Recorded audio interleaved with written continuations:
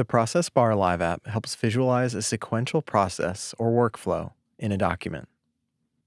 Display the process bar in a document to define a workflow, like a drafting process, approval process, or a stage process.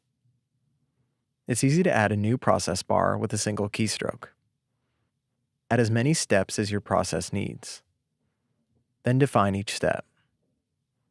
If your step has an owner, use an @mention to assign it to your teammate. You can also set a due date for the step, simply by typing an upcoming day. When your document moves through the process, select the step and leave a comment to notify the next stakeholder. In no time, your process will be complete without a single email. Use the Process Bar Live app to visualize, track, and complete a process in your documents.